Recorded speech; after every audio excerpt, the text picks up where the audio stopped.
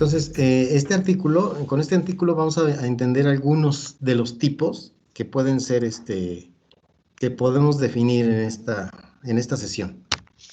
Bien, aquí estamos viendo este trabajo donde describe 3 especies nuevas del género Drosophila. Y ahí empieza aquí con algo interesante que dice aquí adentro de los paréntesis, Diptera drosophilidae, en el Ecuador. Esto que está entre paréntesis, yo le llamo una orientación taxonómica. Cuando ustedes publican algo sobre alguna especie, aquí Drosophila todo mundo, bueno, yo creo que el 98% por lo menos de los biólogos sabe quién es Drosophila, o quiénes son Drosophila, más bien. Drosophila es un género, entonces esta etiqueta taxonómica nos está indicando un grupo de especies a escala de género. Una serie de especies dentro del género Drosophila. Y este género estaría dentro de la familia Drosophilidae. Y esta familia también se incluiría dentro de la diversidad de los dípteros. Entonces, esto lo que nos está, la función de esto es una orientación taxonómica, es decir, hacer una referencia de quién estamos hablando, quiénes son los parientes o en dónde estaría ubicada este género. Obviamente aquí vemos que está dentro de la familia Drosophilidae y los Drosophilidae son parte de la diversidad de los dípteros. Eso es lo que está indicando. Esto se hace básicamente porque hay gente que no está involucrada con los grupos en los cuales nos interesa. A cada quien, ¿no? A alguien le pueden interesar los ratones y en los ratones hay una diversidad muy grande y como una amabilidad en un trabajo con ratones, una especie o un conjunto de especies, pueden estar ubicados en una familia o en un género o en un taxón determinado que nos haría falta, a los que no somos ratonólogos, ¿no? Entonces eso es la orientación taxonómica, eso nos orienta de que el grupo del cual se está hablando, en dónde está ubicado taxonómicamente. Bueno, no sé si les genera preguntas, por favor las hacen. Bueno, ¿qué más cosas? Bueno, eso es importante aquí, vean que desde el título nos está haciendo una indicación de orientación taxonómica. Para los que no sabían quién es Drosophila, bueno, pues ya es más fácil buscar con estas indicaciones. Bien, entonces son 2 autoras, María Luna Figuero y Violeta Rafael, y aquí está donde trabajan, etcétera. Bueno, comienza con la descripción del género, platicando del género. Dice, vean, aquí en el Ecuador el subgénero Sophophora ha sido poco estudiado. Entonces aquí nos estamos dando cuenta que dentro del género Drosophila hay otros conjuntos de diversidad de menor escala, que sería el subgénero. ¿Vale? Y vamos a verlo aquí. Por ejemplo, aquí tiene una serie de resultados. Aquí nos menciona a la primera especie por describir y le ha nombrado Drosophila Sophophora. ¿De qué año es esto? 2013. Entonces, en 2013, estas 2 autoras, Figuero y Rafael, describieron en este trabajo, esta es la publicación, y en esta publicación incluyen la descripción de esta especie. Drosophila Sophophora neocapnoptera, especie nueva. Esas son las indicaciones que es por la primera vez que se describe esta especie. O sea, no se conocía. Esta especie seguramente la capturaron en algún lugar. Ahorita nos damos cuenta por la descripción. Entonces tenemos un material tipo. En esta clase estamos hablando precisamente de eso, de los tipos, que en una descripción de una especie nueva, forzosamente tenemos que asignar un ejemplar que va a funcionar como referencia de que sí existen esas unidades biológicas. Ese ejemplar debe estar en un museo o en una colección accesible.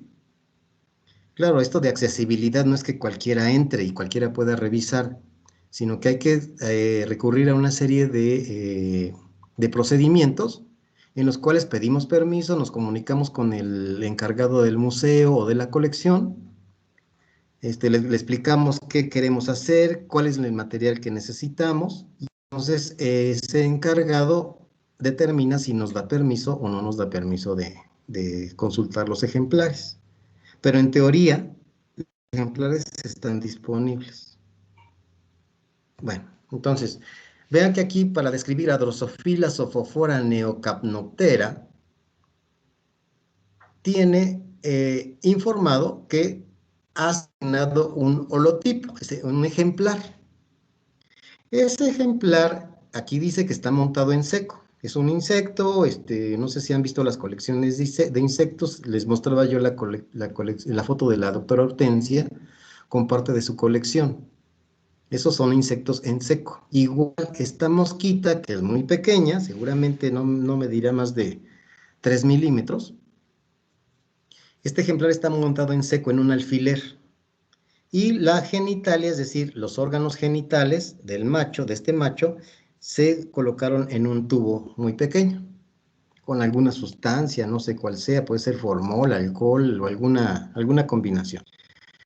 Y vienen otros datos. Este ejemplar proviene de Ecuador, es el país, digamos que este es el estado, Napo, y la localidad es la cordillera de los Guacamayos, y da algunos datos, ¿no? Es una carretera con una ubicación geográfica con estos datos, latitud y longitud, y nos da el dato de la altitud sobre el nivel del mar, 2.200 metros.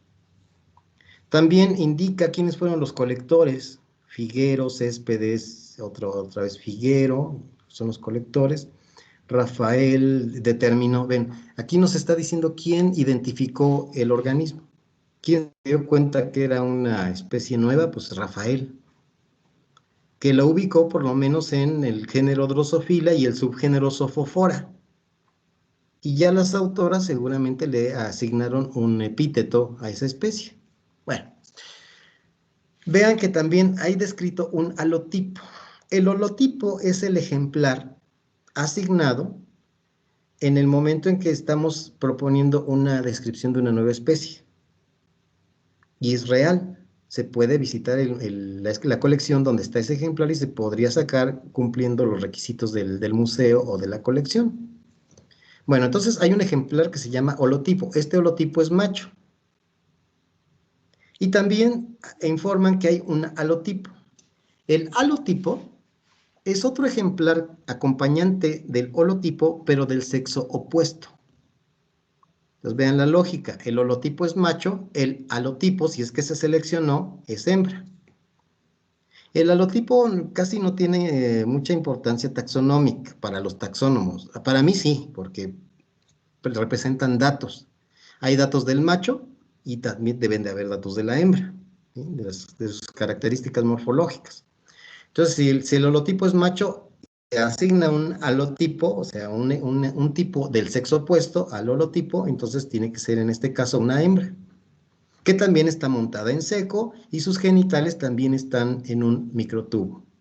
Y procede de la misma localidad, aquí los mismos datos del holotipo. Vean también el asunto de la descripción de la colección, las siglas de la colección. No sé cómo se llame la colección, ahí debe de estar indicada en el artículo. Maestro, o Y sea, luego, sí, el holotipo no dígame. es, digamos, que por regla macho, ¿no? O sea, sí puede ser hembra y ya el halotipo sería el macho y viceversa, ¿no? O a Exactamente. fuerza Sí, el no hay. holotipo es macho. En los insectos, generalmente el macho tiene más caracteres y por lo tanto es el que generalmente se alude en la descripción de una nueva especie. Pero Ah, ok, es el imagínense que que no haya tenga machos. más. Sí, que tiene más caracteres, digamos, de dimorfismo sexual, sobre todo si el insecto, la especie, tiene mucho dimorfismo sexual. Esto aplica tanto para insectos como para aves, por ejemplo. Las aves, los machos generalmente son más vistosos que las hembras y generalmente son los que se eligen como el holotipo. Pero como usted dice, si se selecciona un ejemplar hembra, ese va a ser el holotipo. Y en su caso, si se decide describir también que hay un halotipo, este tendría que ser macho. El halotipo, entonces, es un ejemplar compañero del holotipo del sexo opuesto. Así para más fácil. Bueno, sigo. Entonces, les hablaba de las siglas de la colección, que es QCAZI, y es el número del ejemplar este. Y en la colección, en los libros, en los cuadernos o en la computadora, deben estar estos datos para poder localizarlo. Ya lo localizan, ustedes entran, pues está en el pasillo tal, en el estante tal, y en la gaveta tal, y en el cajón tal. Y ahí les dan las instrucciones, ¿no? Del museo. Ya lo sacan, les ven lo que quieran verle. Si tienen el permiso, pueden extraer un tejido. En el caso de los mamíferos y las aves, también les pueden dar permiso de extraer una parte del tejido, que puede ser la piel, o puede ser sangre, o puede ser, no sé, el cañón de la pluma, en el caso de las aves, donde viene tejido pegado, para extraer ADN. Y así, ¿no? Bueno, depende de los organismos. Y vean que también aquí hay indicados una serie de paratipos. Vean que cuando se describe una especie nueva y se selecciona uno de los ejemplares como el tipo, este ejemplar se llama holotipo. El ejemplar seleccionado del sexo opuesto, si es que existe, o si es que se decide seleccionarlo, entonces es el halotipo. En este caso el holotipo es macho, el halotipo es hembra. Y hay otros ejemplares en la colección.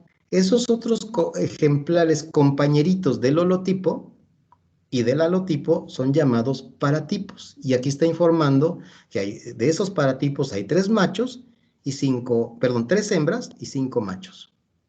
Igual, ¿cómo están? Están montados en seco y sus genitalias están en microtubos. Y proceden de la misma colecta. Entonces, estas señoras y su equipo, sus colaboradores de su laboratorio, seguramente fueron a campo, colocaron trampas y en esta trampa o en esta serie de trampas de esta localidad cayeron esos ejemplares. ¿Vale? Entonces se dieron cuenta que es una especie que no se había descrito antes. Eso es un trabajo arduo, es un trabajo difícil. No cualquiera sabe que hay una especie nueva o que sospeche. Pero bueno, entonces así ocurrió. No sé si tengan preguntas sobre el holotipo, el halotipo y los paratipos. Ahorita revisamos en la presentación que yo hice. Bueno, entonces vean que además de estos datos básicos de los ejemplares, también hay una diagnosis en cuanto a la cabeza, el tórax, las alas, el abdomen. Pero también describen cómo es la parte externa de los órganos sexuales, la parte interna, supongo que está hablando del macho. Pero vean, aquí descripción de la hembra. Entonces todo esto anterior es descripción del macho y esto viene a ser la descripción de la hembra. Dentro de la hembra, bueno, genitalia. Y también se atreven a darnos una opinión sobre su relación con otras especies. ¿Vale? Entonces dicen que es especie del grupo de donde está Drosophila willistoni, y esta especie está emparentada con Drosophila canoptera. Nos da también una orientación de por qué el nombre, o sea, el significado de la palabra neocapnoptera. Y ahí viene, ¿no? Que que tiene un neo, que significa nuevo, y como está asociada con la especie canoptera, entonces la están describiendo como una nueva canoptera, distinta de canoptera, evidentemente. También hay descripciones en dibujos de los órganos sexuales del macho. Esto es del macho. También de la hembra. Este es el órgano copulador femenino. donde se recibe el pene. Esta estructura no sé qué es, tendría que checarlo. Esta es una comparación entre Drosophila canoptera y Drosophila Sophophora neocapnoptera. Se están comparando los machos, ¿no? Entonces, hay diferencias en las antenas, mientras que esta canoptera tiene 4 a 5 ramas dorsales y 3 ventrales, la nueva especie presenta 6 a 7 ramas dorsales y 3 a 4 ramas ventrales. La pigmentación, ¿no? El área marrón, esta es sin pigmentación, entonces hay una serie de caracteres comparados aquí. ¿Qué más? Aquí está la otra especie. Aquí empiezan a describir la siguiente especie. Acuérdense que son 3. Esta es la segunda, Drosophila neoasiri. Y aquí vemos otro subgénero. Dentro del género Drosophila, entonces, la diversidad del género Drosophila incluye por lo menos la diversidad, en este caso, de 2 subgéneros. Uno es Drosophila y el otro es Sophophora, ¿no? Veníamos aquí. A ver si no los mareo con este viaje. Sophophora. Vean también que el género se empieza con mayúscula, las demás letras son minúsculas, y también el subgénero. ¿Cómo diferencio un subgénero de un género? Ah, porque el subgénero siempre va a estar encerrado entre paréntesis. ¿Vale? Entonces, aquí vemos 3 componentes. El género, el epíteto, que ya habíamos revisado, del nombre científico, escala de especie, pero vemos un tercer elemento en este caso, que es el subgénero. Siempre que aplique un subgénero, lo ponemos, o si ya estamos entre cuates, si ya sabemos cómo está el asunto de los subgéneros, pues podemos obviarlo. Pero en el caso de Drosophila, que es un género muy diverso, pues sí me parece que es importante indicar de qué subgénero nos estamos refiriendo. Vemos aquí 2 subgéneros para Drosophila, por lo menos en este trabajo, que salen a relucir, que son el subgénero Sophophora y el subgénero Drosophila. En otros trabajos, en otro lenguaje, podríamos decir Drosophila en sentido estricto, porque si se dan cuenta, no hay diferencia entre este nombre de género y este nombre de subgénero. Cuando ocurre esto, hablamos de Drosophila, en este ejemplo, Drosophila en sentido estricto, y podemos manejarlo así. Drosophila sensu stricto, así se escribe. Les voy a ponerla. Aumentar esto, que vean la letra. Drosophila sensu stricto.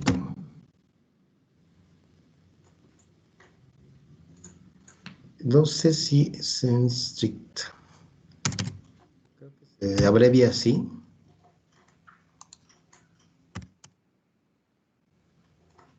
Se puede poner así, Drosophila sensu, es decir, que es el mismo subgénero. Y el nombre de la especie, ya se me olvidó. Ay, ¿dónde está? Aquí está. Neoasiri. Neoasiri. Bueno, entonces esto es en cursivas, esto también, porque esto también es en latín. Sensu stricto es en latín y Neoasiri también, así que lo dejamos con cursiva. Van cursivas y pondríamos las autoras de esa especie, ay, me equivoco, aquí está, que son los apellidos. Okay. Vamos a ver, Figuero y Rafael. Ahí. Figuero y Rafael.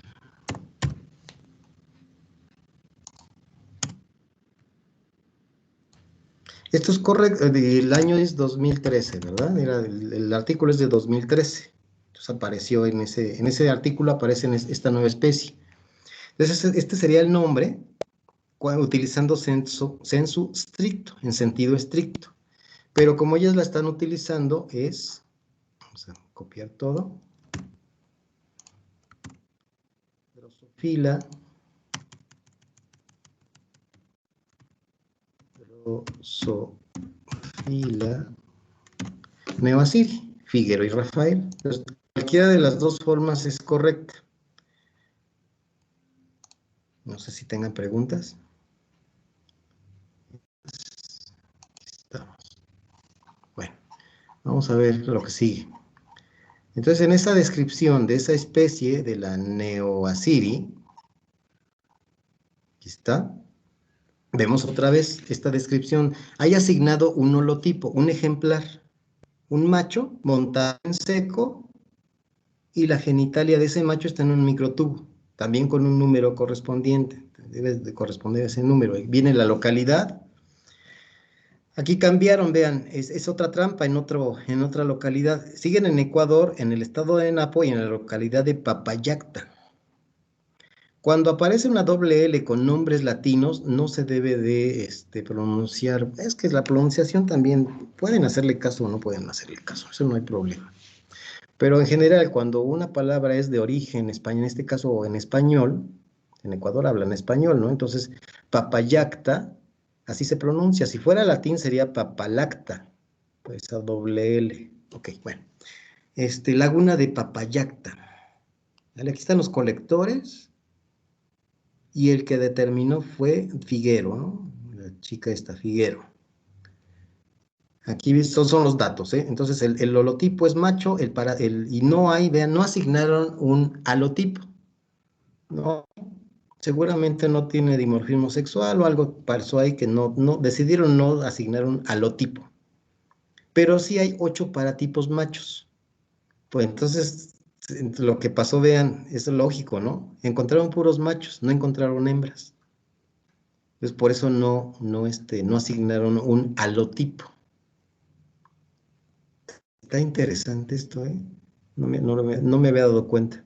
Entonces, otra vez, la clave del museo y el número de ejemplar. Y con eso localizan el ejemplar y se los pueden mostrar.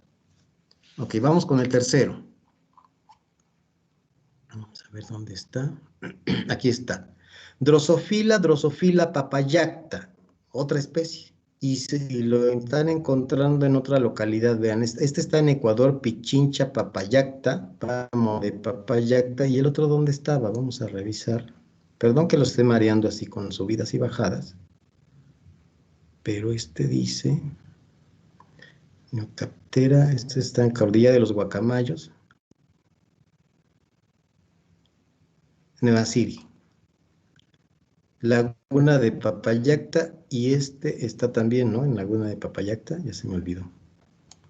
Páramo, o sea, no es en la laguna de Papayacta, sino que en el páramo de Papayacta. Es digamos que un lugar cercano, pero diferente, en otra trampa, o en otras trampas.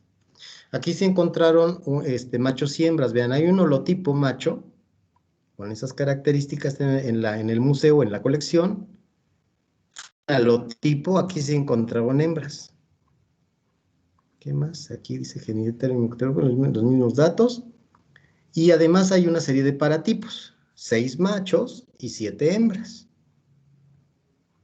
Entonces, vean la relación que hay. El holotipo es el ejemplar asignado que está sirviendo como un ejemplar de referencia. Es un solo ejemplar.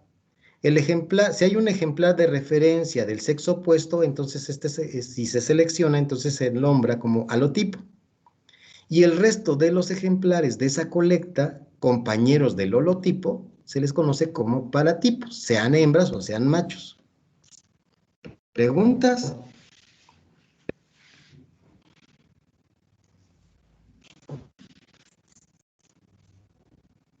Bueno, si no tienen preguntas, vámonos con la presentación.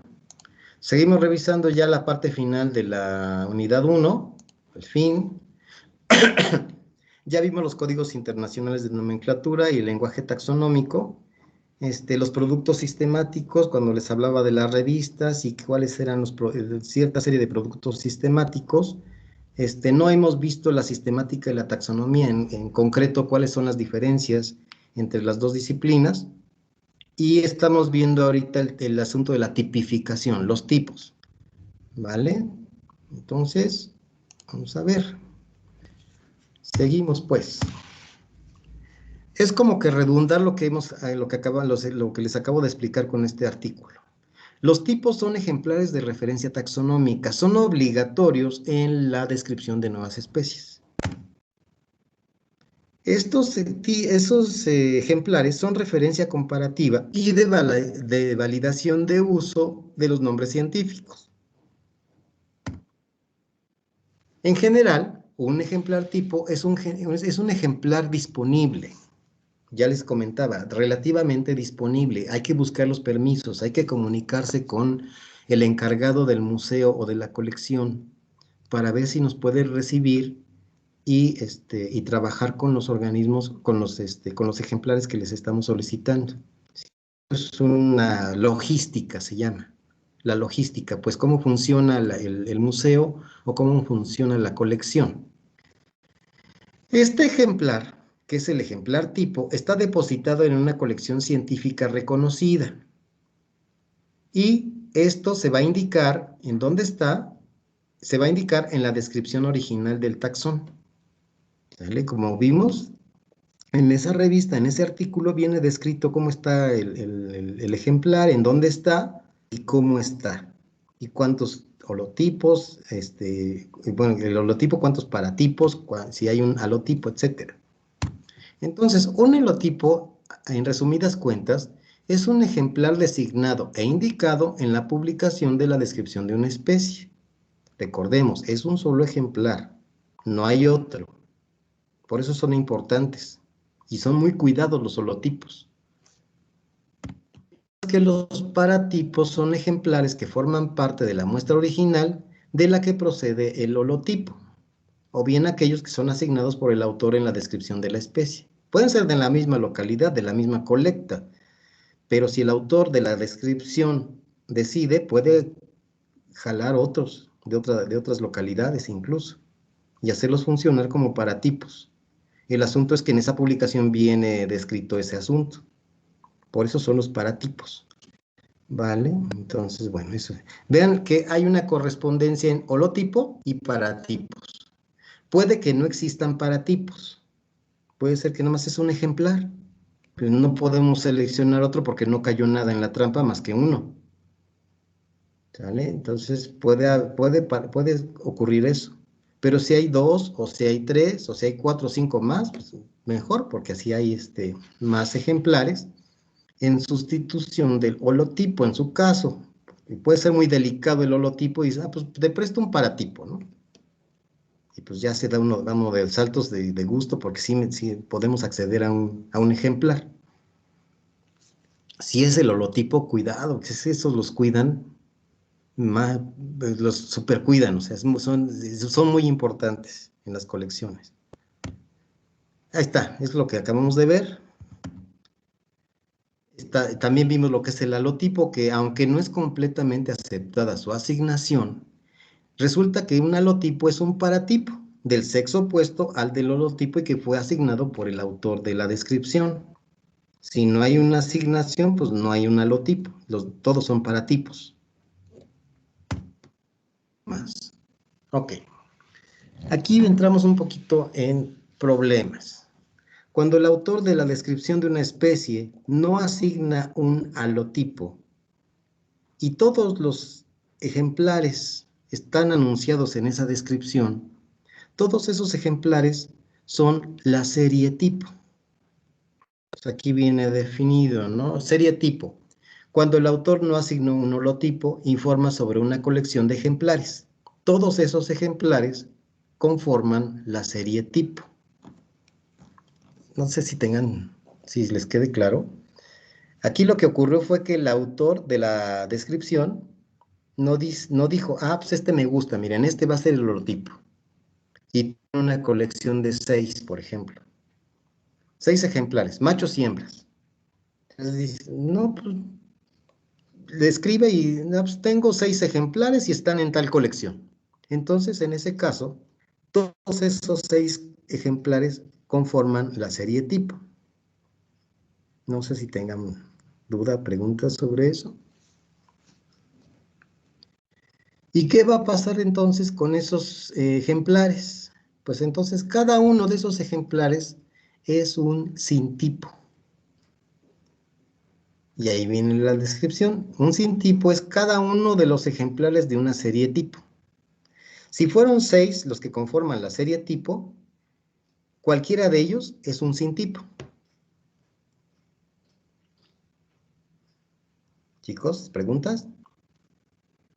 ¿Y puede haber diferencias en los caracteres dentro de esa serie tipo? O sea, que un sintipo sea diferente a otro.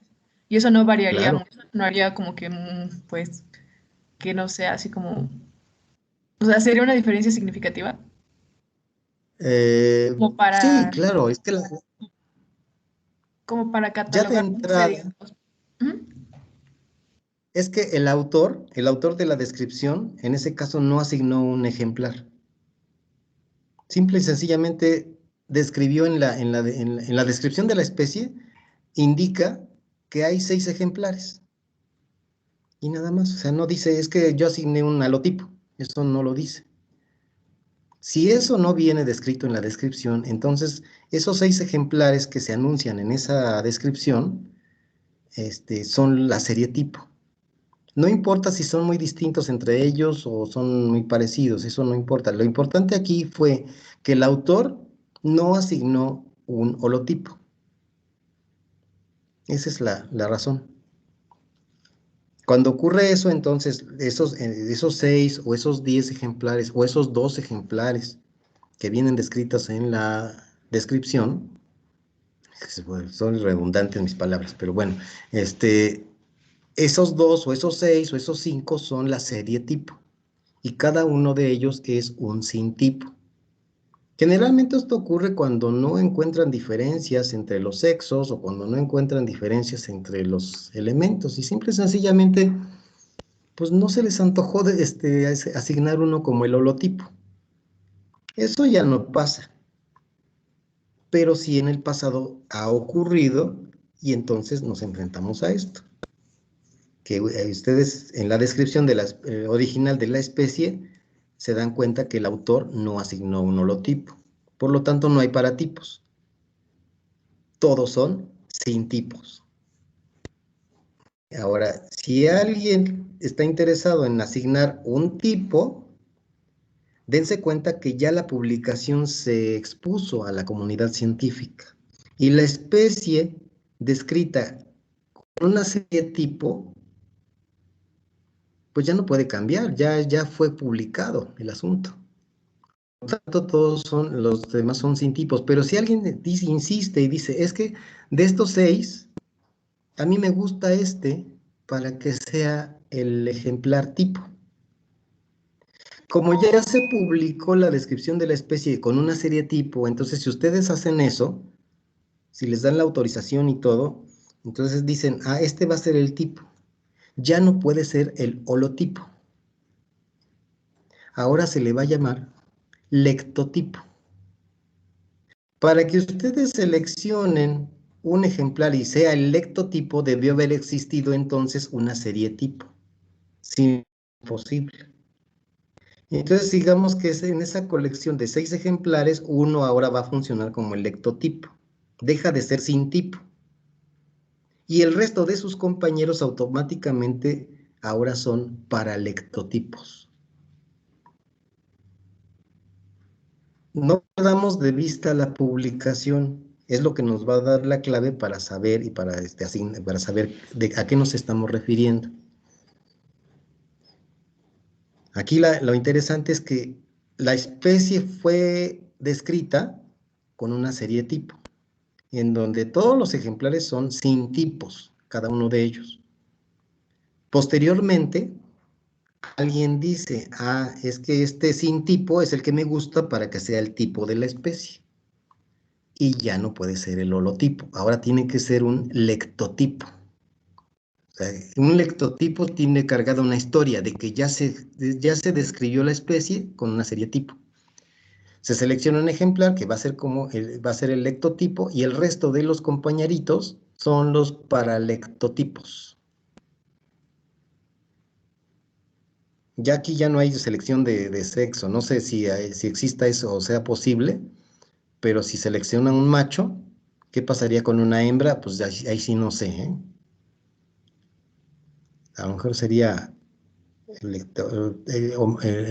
que el tipo es, bueno, no sé, tendría que buscarlo, ¿no? O sea, sería interesante saber si de un lectotipo macho se puede seleccionar una hembra y cómo se llamaría el tipo, ¿no? En ese caso.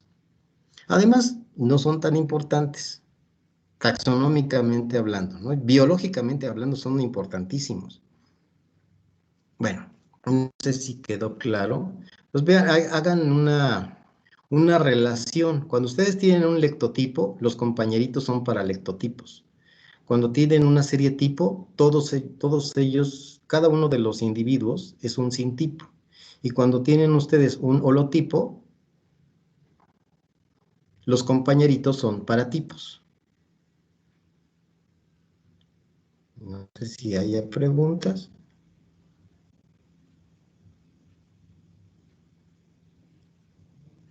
Finalmente tenemos este otro tipo.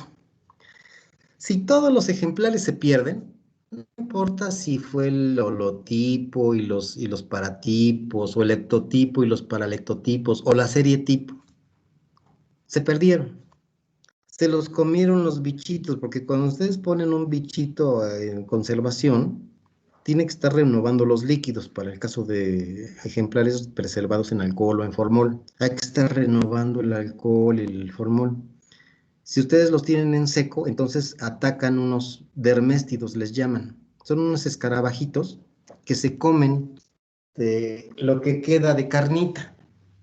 Insectos comiéndose otros insectos. O sea, las larvas se comen a los insectos. Las larvas de insectos se comen a otros insectos.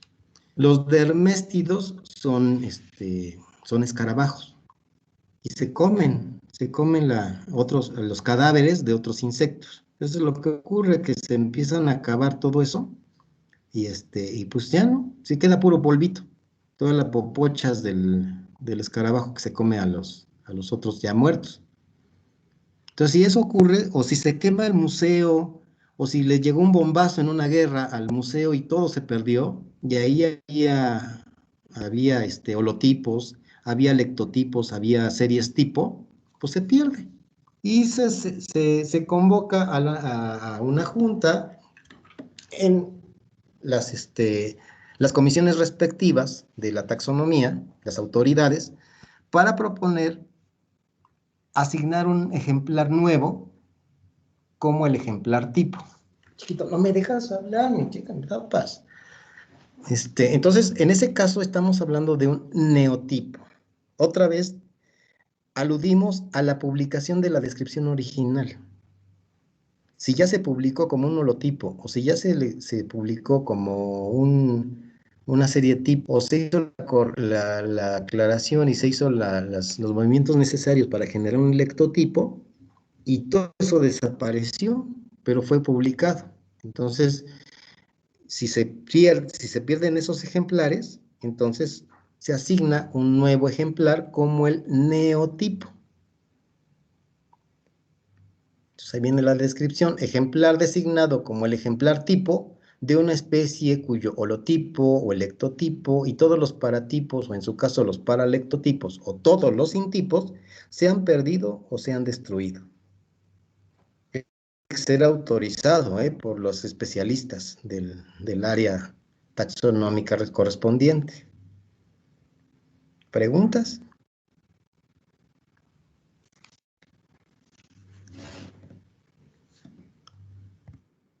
Bueno, esto lo podemos ver la próxima clase. Tenemos que establecer ya un primer parcial. Aquí vienen algunas ligas, a las ligas de nomenclatura. Vamos a ver a dónde nos lleva esto.